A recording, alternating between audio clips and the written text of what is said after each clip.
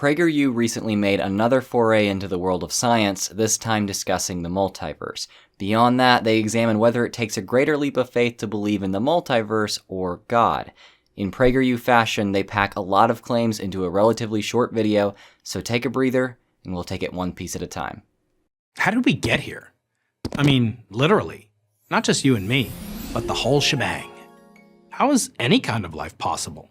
The universe is a hostile place. Solar flares, cosmic rays, asteroids flying about. The odds against our existence are truly astronomical. Not exactly. First, we need to understand that the probability of any specific material feature developing in the universe is astronomically low. The Great Red Spot on Jupiter developing into exactly the shape we observe, Pluto having a giant heart on its surface, etc. Why isn't it remarkable and indicative of design that each of our planets have the exact features they do?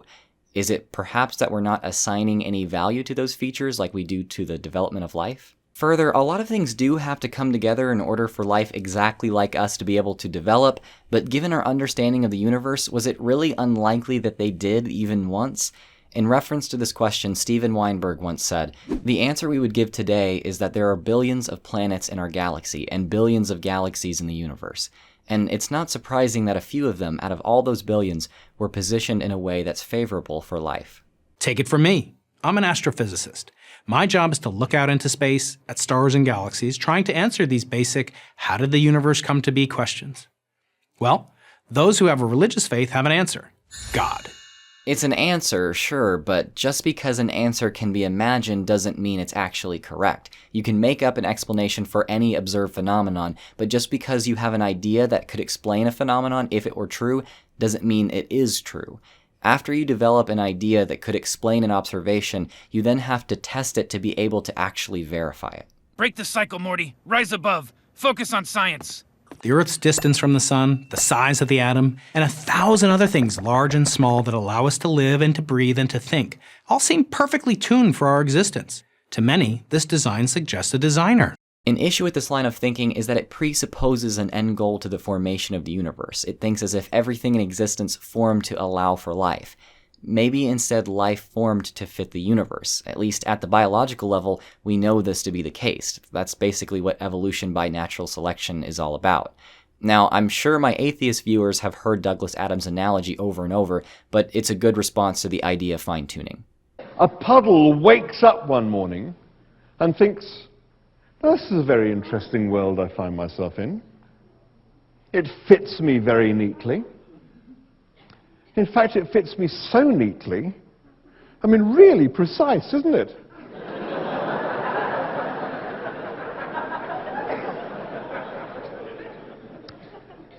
It must have been made to have me in it. But from a purely scientific point of view, the faithful have a big problem. They can offer no indisputable proof for this belief. Wow, I actually agree with something in a Prager U video. Nicely done, guys. Oh God, what kind of world is this? I didn't ask to be born. I need you. Because of the lack of hard evidence, it's probably not surprising that over 70% of the members of the National Academy of Sciences declare themselves to be atheists. But they have a big problem too. Absent a creator, how do they account for the existence of the universe, of planet Earth, of human consciousness? How do they account for the existence of anything? Well, it turns out they have an answer, and it's become all the rage in scientific circles.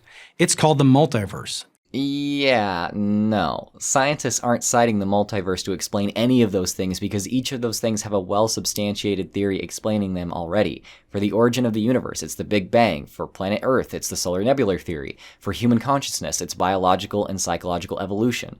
This video makes it sound like if you ask a scientist where these things come from, they'll cite the multiverse, but that never happens.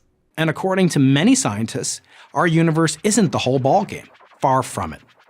These scientists argue that there's an awful lot of universes out there, not just one or two, but an infinite number of them. Let me explain. 13.8 billion years ago, there was a Big Bang from something unimaginably small. We don't know exactly what. It was a point of essentially infinite mass and density that we call the singularity. The universe exploded into existence. How did it happen? The singularity rapidly expanded due to internal quantum fluctuations. So it wasn't really an explosion. It was an expansion of space-time backward traceable by the expansion we can measure today. Why did it happen? Why is not necessarily a scientific question. I've answered how, the video has answered when, but why is a fundamentally different question, more philosophical than scientific. If you're looking to scientists for that answer and they're not delivering, it's because they're doing their jobs. I'm not speaking as a scientist, so let me give my thoughts here. The question of why presupposes that there is some purpose assigned by some being great enough to create the universe. Can we justify that presupposition with evidence? By this video's own admission, no. So is why even a valid question? It doesn't matter, because it happened. I can't tell if this is just trying to say that it happened in a matter-of-fact way, or is implying that scientists don't know how the Big Bang happened and just accept it dogmatically. I'm not sure, but the latter fits the video's overall message, as the audience will soon learn. Immediately after the Big Bang, the universe underwent a rapid expansion. Think of a gush of bubbles exploding from a seriously shaken soda can just after it's popped open. Cosmologists call this the theory of inflation. As the universe inflates and expands, the bubble universes grow and separate to become their own distinct entities, each with their own unique properties. In other words, new universes are spawned, and not just a handful, an infinite number of them. Some of these universes will be too cold for life and some too hot. But with an infinite number, surely one is bound to get it just right. In short, you and I are just an accident that, given enough universes, was inevitable. Does the implication that the universe would grant you no objective purpose in this case negate its possibility? My bet is that those at Prager U would agree that the answer is no. If that's the case, then why include the statement? Was it just an appeal to emotion? What is my purpose? You and I are just an accident that, given enough universes, was inevitable. Oh my god. But wait, there's more. Because there are so many universes, it's very likely, according to the multiverse scenario, that everything that could possibly happen does happen in one universe or another. That girlfriend who broke up with you, you're married to her in another universe. Does this sound a bit far-fetched, a little too science fiction-y? Well, not to Nobel Prize-winning scientists like Steven Weinberg, or the famed cosmologist Stephen Hawking, as well as a myriad of others who wholeheartedly endorse it. I am not a proponent of the idea that our Big Bang universe is just part of a larger multiverse. It has to be taken seriously as a possibility, though. Steven Weinberg in Quantum Magazine, 2015. Meanwhile, Stephen Hawking's latest paper, published posthumously, challenges the most popular concept of a multiverse in the first place, stating in its abstract, "We conjecture that the exit from eternal inflation does not produce an infinite fractal-like multiverse, but is finite and reasonably smooth." Where, Prager U, are you getting this information? It's simply false and took me 10 minutes to fact check.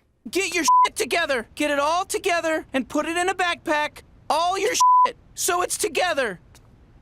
But here's what's really surprising. They endorse it knowing there's not a single shred of hard scientific evidence that supports it. And how can there be? There's no way we can access another universe.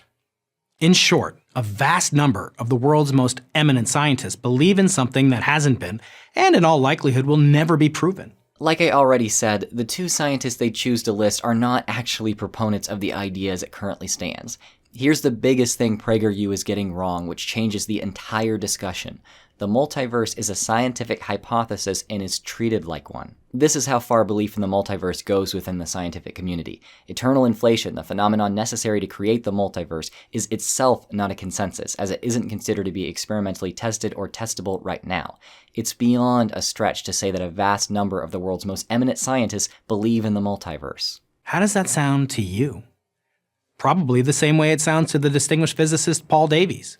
Invoking an infinity of unseen universes to explain the unusual features of the one we do see is just as made up as invoking an unseen creator. The multiverse theory may be dressed up in scientific language, but in essence, it requires the same leap of faith. Or, as G.K. Chesterton quipped, when men stop believing in God, they don't believe in nothing, they believe in anything. For multiverse believers, this is literally true. The same scientists who reject God's existence due to the lack of evidence pin their hopes on a theory so all-inclusive and vague, it could never be refuted. Here's the big lie in all of this. Scientists are not depending on the multiverse hypothesis to explain how we got here. It's not meant to be an explanation for our origin. It's simply a hypothesis and prediction of another hypothesis, which is not treated as a fact within the scientific community. Also, the way the phrase pin their hopes is used here makes it sound like atheist scientists entertain the possibility of the multiverse simply for a sense of comfort or for some emotional reason at least. But that's not how science works. There are no science communicators out there attempting to persuade people toward their position on the multiverse through appeals to emotion. You know, like the one that Prager U used earlier. God damn! Those who believe God created the universe are intellectually honest enough to admit that they do so on the basis of faith. But those who believe in the multiverse are also keeping the faith. They just don't admit it. So let me ask you, who's taking the bigger leap? With our understanding of just how much scientists believe in the multiverse as previously explained, this point is revealed to be a total false comparison. There is no leap in the case of the atheist scientist. Even if atheist scientists really did have faith in this way, though, how would that help your case, Prager U? Both of you would assert something is true without any hard evidence for it, and you would just have the guts to admit it. How does your honesty about that excuse the fact that you'll believe things regardless of evidence? Why not instead set an example for others of what a more solid epistemology looks like? If you really think that belief in the multiverse is based on faith, why don't you advocate for everyone to suspend judgment entirely until it can be reliably demonstrated to exist or not? You know what? I think we both know the answer to that. It's because if you demanded that others suspend judgment about things they don't have hard evidence for, you would be a hypocrite for not doing the same with your belief in God. Thanks for watching. I've been Drew of Genetically Modified Skeptic. Praise be unto Adam, my top patron and personal Lord and Savior, for making this video possible. Go ahead and subscribe, check out my Patreon, follow me on Twitter and Facebook at GM Skeptic, and until next time, stay skeptical.